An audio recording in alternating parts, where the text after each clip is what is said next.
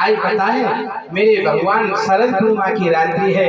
आज रात के समय पे महाराज, क्योंकि भगवान ने भी कहा है बोले भाई मैं तुम्हारी शिक्षा को पूर्ण करूंगा। आज पता है आज यमुना के किनारे मेरे भगवान ने अपनी वेणु का यानी बंसी का वादन किया है। आज पता है जैसी बंसी बजाई है मेरे भगवान ने, और जिस सखी के जहाँ भी है जिस अवस्था में है और उसी अवस्था में जैसे कान में आवाज पड़ी है, भाई बताए उन सखियों को ऐसा महसूस हो रहा है कि शायद लाला हमको हमारा नाम लेकर याद कर रहा है, हमको बुला रहा है। आज जो गोपी जिस अवस्था में थी जिस कार्य में थी उसको वही छोड़कर और यमुना जी की तरफ दौड़ लगाती है। कोई कोई संत तो ऐसे भाव प्रकट करते हैं कि एक गोपी तो गाय धो रही थी यानी दूध निकाल रही थी, और जब भगवान के कान की आवाज वो बांसुरी की पड़ी, उस गोपी को ऐसा महसूस हुआ कि शायद भगवान मुझे याद कर रहे, मेरा नाम लेके बुला रहे। मारा वो दूध को वही पटक कर दौड़ लगा दी जमुना के किनारे। और कोई संत ये भी भाव प्रकट करते हैं, बोले एक सखी अपने पति को खाना खिला रही थी और उनके श्रीमान जी ने कहा बोले देवी दाल में थोड़ा सा नमक कम है, और उसी समय उसके कान में वो बांसुरी की आवाज आ गई और उसको ऐसा एहसास हुआ कि शायद लाला गोकू नाम लेके याद कर रहा है। और मारा वो नमक की बजाय चीनी दे के चले गए और वो कहता है सुनो देवी सुनो, लेकिन उसने एक नहीं सुनी और दौड़ लगा दी उसने।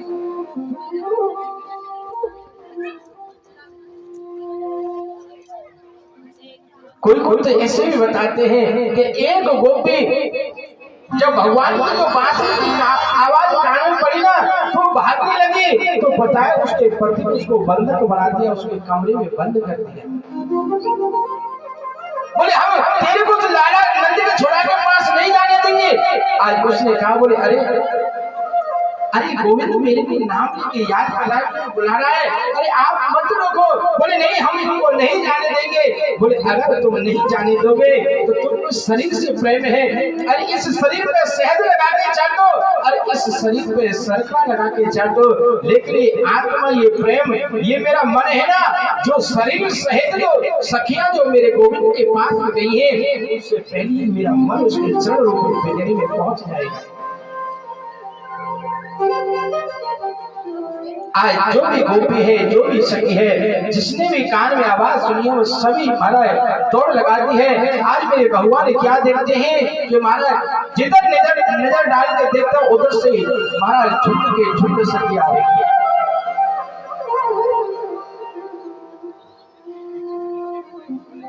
लेकिन विशेषता है भगवान पहले तो भक्त को अपनी तरफ खींचता है, और जब भक्त अपना आ जाता है ना पास में, उसके बाद भगवान उस भक्त की परीक्षा लेता है, ये कच्चा है या ये पका हुआ है, ये किस कामना से मेरे पास आया है। ऐसा तो नहीं है मन को तो दिखा रहा होगा वैसे, लेकिन मन में कोई कपट हो। तो आज बताए भगवान परीक्षा ले रहे हैं सखियों के। बोले अरे देवी हो आप इस नजर मन में क्यों घूम रही है, अरे क्या कारण है। अरे शायद आप इसलिए आई है कि आपने यमुना जी का दर्शन नहीं किया है, अरे आपने वृंदावन का दर्शन नहीं किया है। बोले चलो आओ आपने वृंदावन का दर्शन कर लिया है, चलो आपने यमुना जी का दर्शन कर लिया है। बोले देवी बोले नारी के लिए सबसे उत्तम एक धर्म होता है, बोले अपने पति की सेवा करें, अपने बच्चों की सेवा करें, अपने परिवार की सेवा करें। और आप देखो ऐसे हैं कि आप अपने पतियों को अपने परिवार को अपने बच्चों को छोड़कर आप निर्जन वन में रात्रि में घोर रूपी रात्रि में आप यमुना के किनारे आ गए। बोले देवी आप जाओ। बोले देवी आज संग जैसे भगवान कह रहे हैं ना भेजने के लिए, आज एक भी कोई भी सखी कोई भी गोपी ने सबने नीचे को निगाह डाली है, सबने नेत्र बंद कर लिए हैं और एक एक बात सुन रही है, लेकिन एक भी जवाब नहीं दे रही है। बोले देवी, मेरे भगवान बोले देवियों, देखो पति व्रत जो नारी होती है ना, उनके पति व्रत का इतना बड़ा प्रताप होता है। बोले देवी एक कथा मेरे को याद है, एक कोई नारी थी और उसके पति कहीं बाहर गए थे। दोपहर का समय था, वो पति उनके आए और उस समय वो वहां आंगन में बैठी थी और वहां अपने बरामदे में बैठी थी। तो पता है उसके पति आए तो वही बात करने लगे। दोपहरी में उन्हें वही जलपान किया, धूप से आए थे छाया में, और थोड़ा सा उनको आग आया, नींद आई और अपनी पत्नी के घोट पे सिर रखे उसकी नींद लग गई। और देवी को बताया कि उसका एक साल का बच्चा जो घुटने चलता है, उसके आंगन में एक अग्नि कुंड था और उस अग्नि कुंड के पास वो खेलता उस अग्नि कुंड के पास पहुंच गया।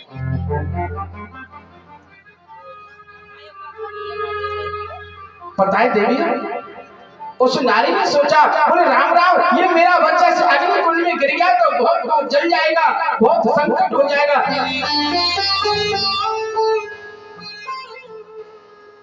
लेकिन उसने मन में विचार किया, बोले अगर से बच्चे को बचाने के लिए जाती हूँ तो मेरे पति अभी आके सोए हैं और बच्चे को तभी जाऊंगी बचाने के लिए कि जब ये मेरे पति की नींद खुलेगी। अब ये सो गए हैं तो इनको बीच में कैसे जगा सकते होंगे? अगर ये जगा दूंगी तो मेरा जो पति व्रत है वो धर्म नष्ट हो जाएगा। आज बताए वो नारी ऐसे सोच रही थी कि उसका बच्चा था ना, बताए उस अग्नि कुंड के पास गया और झांकने लगा और उसमें धड़ाम से गिर गया है। बोले देवी, उस नारी ने क्या किया कि उस नारी ने अपने नेत्र बंद कर लिए। बोले चाहे मेरा बच्चा जलकर राख हो जाए, चाहे कुछ भी हो जाए, लेकिन मैं अपने पति व्रत धर्म को नष्ट नहीं करूंगी।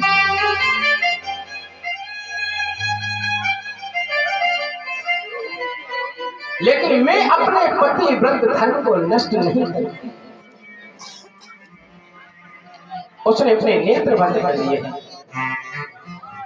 जब थोड़ी देर के बाद जो उसके पति की नींद खुली है, जब वो उठा है अपने आप में और जैसे वो उठा है, आज बताया वो नारी है ना, वो आज एकदम उस अग्नि कुंड के पास दौड़ी गई है।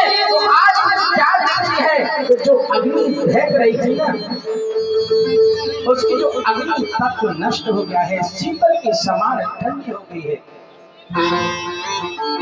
बोले देवी बताइए किसका प्रताप है? बोले इसलिए पतिव्रता का प्रताप है। और आप देवी, आप अपने पतियों को छोड़कर आप किसी जंगल में आ गई हैं।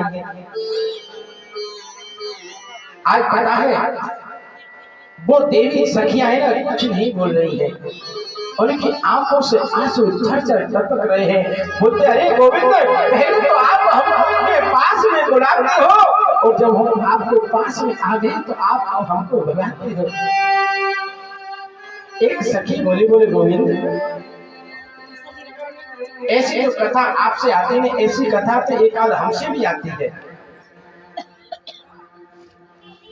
बोले गोविंद, एक ऐसी एक नारी थी और वो अपने पति की बहुत सेवा करती थी। उसका नेम था कि सुबह जगना, अपने पति की जो भी सेवा करना, उसको स्नान कराना, चंदन इत्यादि लगाना, माला अर्पण कराना, बहुत सेवा करती थी। दिन भर उसी सेवा में लगी रहती और दूसरा कोई काम नहीं था उसका। एक दिन उस औरत का जो पति था वो कहने लगा, बोले देवी हम परदेश जा रहे हैं धन कमाने के लिए। आज उसकी औरत ने कहा, बोले प्राणनाथ स्वामी ने आपके बगैर कैसे रह सकते? आज बताए, बोले देवी जाना तो पड़ेगा। तो उस पुरुष ने अपनी एक मूर्ति बनवा के दी बोले देवी आप इसे मुझे ही समझना और आप इसकी सेवा करना, आपको जो मेरी सेवा से जो फल प्राप्त होता है ना वो इस मूर्ति से मिल जाएगा। आज वो पुरुष है ना महाराज, वो पर्दे चला गया है, उस मूर्ति है, उस नारी ने क्या किया गोविंद, तो उस नारी ने अपने मेन गेट को बंद कर लिया है और उसका नियम है कि महाराज सुबह जगती है उस मूर्ति की महाराज सुबह स्नान कराती है, चंदन इत्यादि लगाती है, माला अर्पण कराती है, भोग लगाती है, आरती करती है, महाराज उसका इसी में पूरा दिन व्यतीत होता है। बोले गोविंद कुछ दिनों के पश्चात वो पुरुष आ जाता है श्री वाला,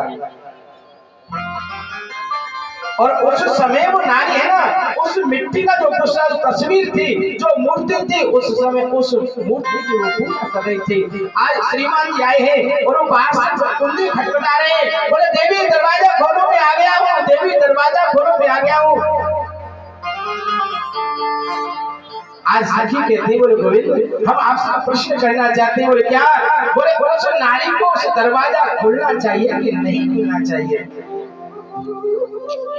आज मेरे गोविंद ने कहा, बोले अरे देवी ये भी कोई पूछने की बात है, और जब अगर असली पति आ गया है तो फिर मिट्टी के पति की पूजा करने का क्या महत्व है? अरे उसको जाकर तुरंत दरवाजा खोले, उसको स्वागत करे, उसकी पूजा करे। तो बोले गोविंद आपने अपने मुख से ही अन्याय कर दिया। अरे आज तक तो हमने मिट्टी के ही पतियों की सेवा की है, अरे आज तक तो हमने मूर्ति की सेवा की है, अगर सच्चा पति कोई है तो आप है।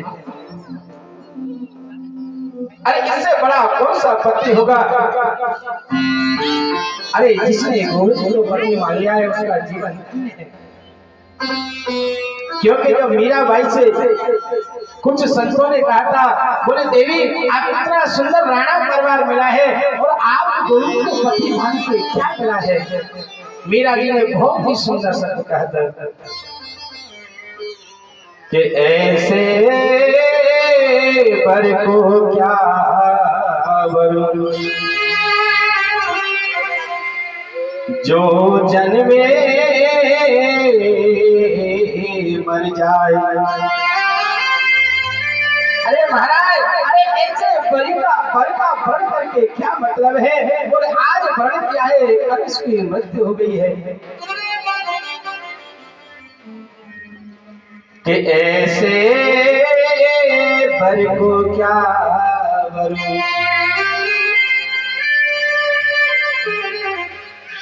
जो जन्मे मर जाए।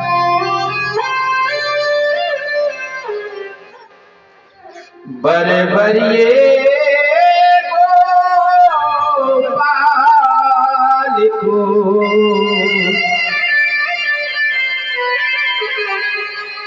जैसे चूड़ो अमर हो जाए। अरे ऐसे बर को हम क्या करें? आज हमने बर बना है, कल उसकी मृत्यु हो गई, हमको कितना होकर जीना पड़े। अरे महाराज मैंने तो अपना पति गोविंद को माना है, अरे मेरा पति तो गोविंद है। अरे जिससे मेरी छुए है ना हमेशा हमेशा के लिए अमर हो गई है। क्योंकि हर नारी का एक सपना होता है कि मेरा स्वाद हमेशा अटल बना रहे। ये नारी का परम एक मन में भाव होता है कि अगर मेरी मृत्यु हो तो मेरे पति के बाद हो जो कि मैं हमेशा अमर स्वाद से जाऊं। आज ऐसे मीराबाई करिए, बोले महाराज अरे ऐसे पति का हमको राज परिवार से क्या लेना है? अरे वो तो आज है कल नहीं रहेगा, लेकिन मैंने तो पति अपने गोविंद को माना है जिससे मेरे चूड़े हमेशा हमेशा के लिए अमर हो गए हैं। आज ऐसी वो सखियां कह रही, बोलो गोविंद आज तक हमने तो मिट्टी के पतियों की सेवा की है, अरे हमने तो आज तो मूर्ति की सेवा की है। अरे सच्चा पति तो हमको आज भगवान समझ गए हैं। बोलिए सखी जो आई है ना ये भक्ति हो के आई है, ये अब वापस नहीं जाएगी। आज बताए मेरे भगवान ने कहा, बोले ठीक है देवी। आज शरद पूर्णिमा की रात्रि में मेरे भगवान ने जो सखियां है ना, आज उनके साथ में रास रचाना प्रारंभ किया है। लेकिन मेरे भगवान को एक बात बड़ी अप्रिय लगती है, अगर किसी के मन में अहंकार आ जाए, मैं शब्द आ जाए कि ये मैंने किया है, तो भगवान को अच्छा नहीं लगता है। अगर आपने इतना कुछ कर रहे हो और अगर आपके अंदर थोड़ा सा भी अगर अहंकार आ गया ना, तो आप ये समझो सब पे पानी फिर गया है। हमारे जीवन को हमारा बर्बाद करने वाला ये अहंकार तो है हमारा, मैं ये वही हमारा सब फैल हो जाता है। लेकिन कोई जब ये कहता है मेरा कुछ भी नहीं है, सब इसी का है, तेरा तुझको अर्पण लागे क्या, और जब ये भाव आता है ना, तो पता है ठाकुर जी मूली नहीं पकड़ते हैं, उसको गोद में लेके चलते हैं। आप कितने भक्त हैं, आपने खूब कथा सुनिए, जिसको भगवान ने जिससे अपना, भगवान को जिसने अपना माना है, आप बताओ कोई भगवान नहीं, कोई डूबा है कि मजेदार में।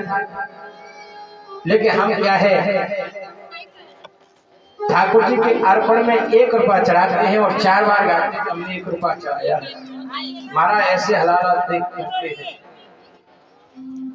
लेकिन भगवान को ये कतई पसंद नहीं है। भगवान को पसंद है आपका निर्मल मन, कोमल स्वभाव पसंद है।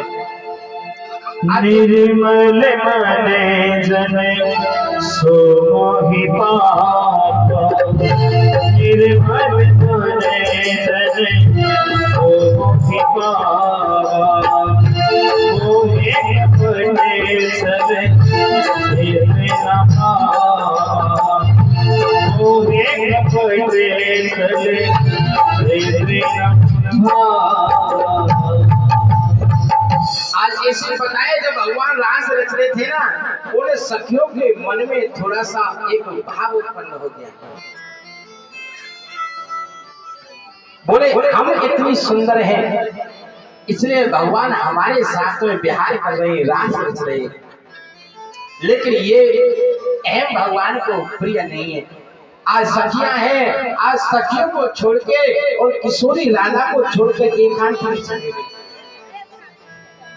अब तो किशोरी राधा के मन में एक अहम आ गया, बोले शायद मैं सब किशोरियों सब सखियों से ज्यादा सुंदर हूँ, इसलिए भगवान सब सखियों को छोड़कर मेरे को एक अंत में लेके आ गए।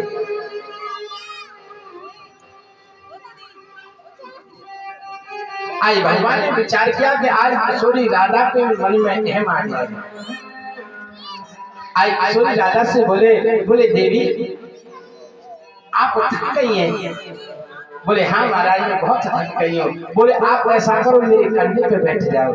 आज जैसे किशोरी राधा ने कंधे पे बैठने के लिए तैयार हुई है और महाराज मेरे भगवान को किशोरी राधा को भी छोड़ के चली गई। आज रो के सखियों का दोनों की बुरा हाल हो गया है। बताए वो यही कहते हैं, बोले गोविंद आप हमसे छोड़ के चले गए, हमें इसकी कोई तकलीफ नहीं है, लेकिन सबसे बड़ा कष्ट हमारे को यह है कि आपके चरण बहुत कोमल हैं और इस ब्रज में कांटे हैं, कंकड़ है। हमको ये दुख है कि आपके कई चरणों में वो कंकड़ चुभ न जाए, आपके चरण में वो कांटा चुभ न जाए। आज ऐसे ढूंढ रही है, रो रही है, किशोरी राधा मिल गई। बोले राधा आप बोले सखियों जैसे आपके मन में भाव आया वो मेरे मन में भाव आ गया और आज मेरे गोविंद हमको छोड़ के चले गए। आज सभी सखियां रो रही है। साने कभी आएगा वो मुझे अपना बनाएगा, वो जाने कभी आएगा और मुझे अपना बनाएगा। मेरे आंसू पहुँच कर मुझे गले लगाएगा, मेरे आंसू पहुँच कर मुझे गले लगाएगा। अब आएगा मेरा सावरिया, अब आएगा मेरा सावरिया, अब आएगा मेरा सावरिया, अब आएगा मेरा सावरिया। आजा रे आजा रे आजा रे आजा रे आजा रे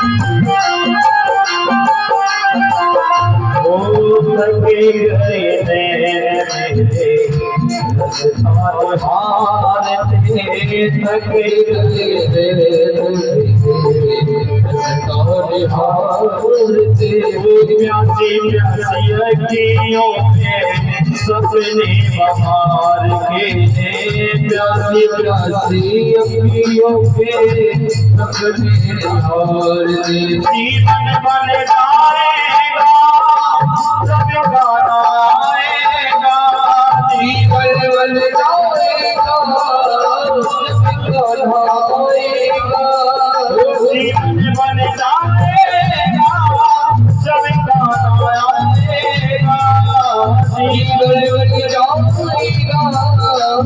जब गाना आएगा।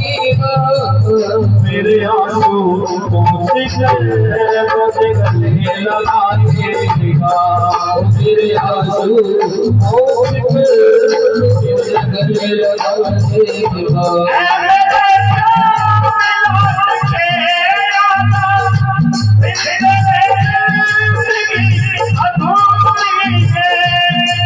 मेरे सामने लौट के आता, जिंदगी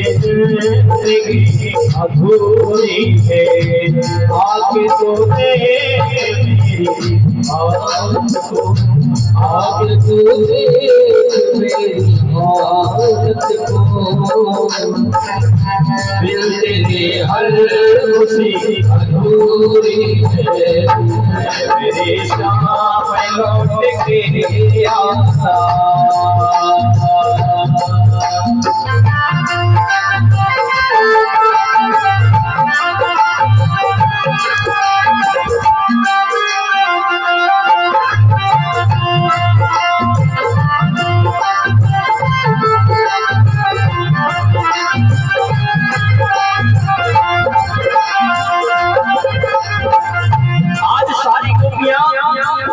एक जगह एकत्रित होकर के मेरे कन्हैया को पुकारने लगी, ढूंढने लगी और आपस में कहने लगी, अरे बहना मेरी बहना अखियां में प्यासी प्यासी, मनवा में पूर्ण मासी, अब तक ना आयो रे बहना, मेरी बहना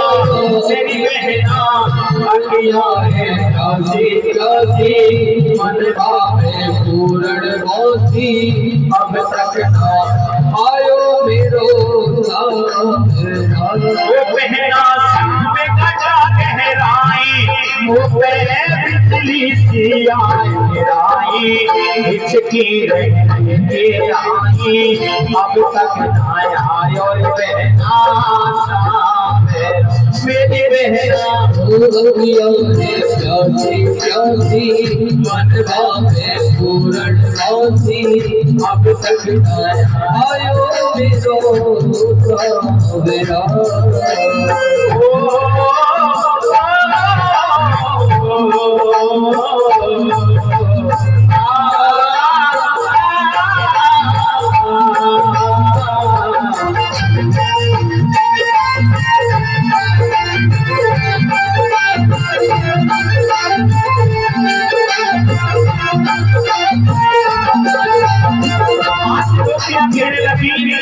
श्याम सुंदर अरे सावन को छिड़ो सावरिया ले गयो सोनिया सावन को छिड़ो सावरिया ले गयो सोनिया अरे प्रीत की रीत सुनाए रयो प्रीत की रीत सुनाए रयो मनोहार हमारो ने आपो प्रीत की रीत सुनाए रयो मनोहार हमारो नीला अरे भूख मत बोले कोयलिया मत बोले कोयलिया सुन सुन सुन से दे बिना हीरे सबरो कर आंगन भावे सामने अब तक नहीं आया रे बहना मेरी बहना अखियां में प्यासी प्यासी मनवा में पूरन मौजी आयो रो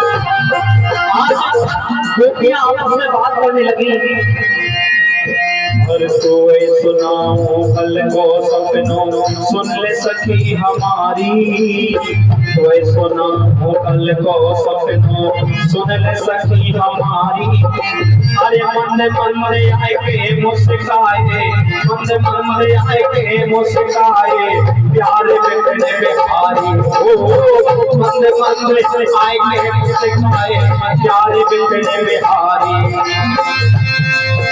अरे रात में श्याम समाए गया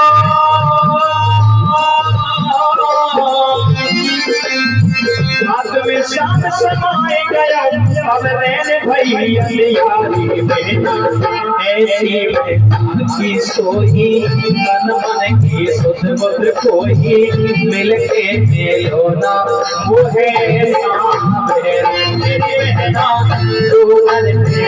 मेरी बहना अखियां में प्यासी प्यासी मनवा में पूरन मासी अब तक नहीं आयो रे बहना मेरा आयो रे बहना मेरा अब तक नहीं आयो रे बहना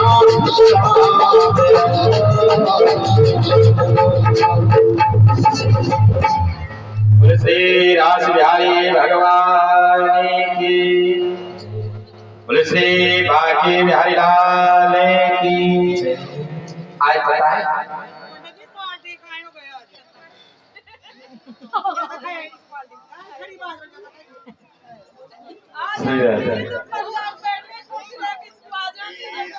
आज पता है आज सखियां बहुत प्रेम रूपी में अग्नि में चल रही है और भगवान से प्रार्थना कर रही है हे गोविंद ऐसी हमसे क्या गलती हो गई जो कि तुम हमको छोड़ के चली गई है।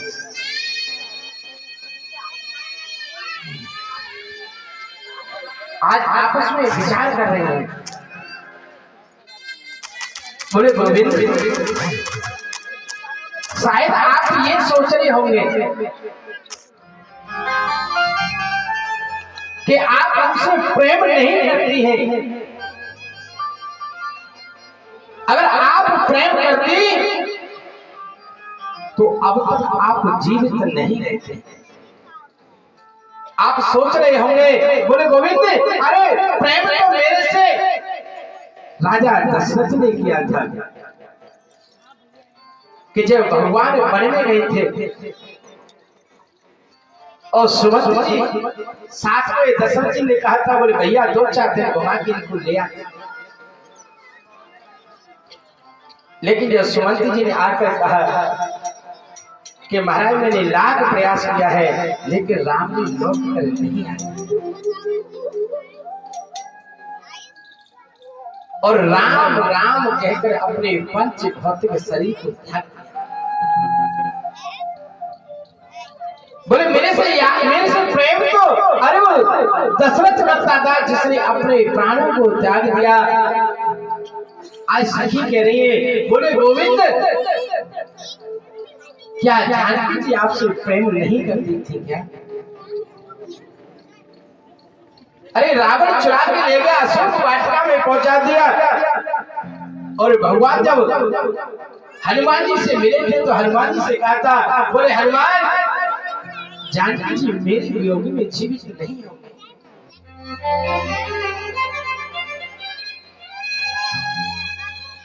उसने अपने प्राण त्याग दिए होंगे। लेकिन जब हनुमान जी वहां मिले हैं तो हनुमान जी ने कहा है, बोले गोविंद, बोले राम जी माता जी के प्राण तो निकलना चाहते हैं, लेकिन आपका नाम रूपी पहरेदार है ना, वो हृदय उनके विराजमान है।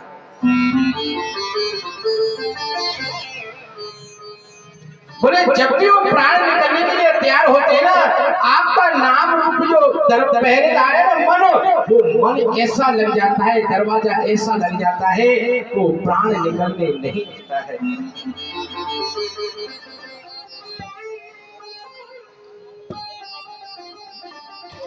बोले ऐसी दशा हमारी हुई है गोविंद, हमारे प्राण तो निकलने के लिए अतारू है, लेकिन आपके नाम रूपी जो पहरेदार है हमारे हृदय में बैठा है, वो हमारे इस प्राणों को निकलने नहीं देता है।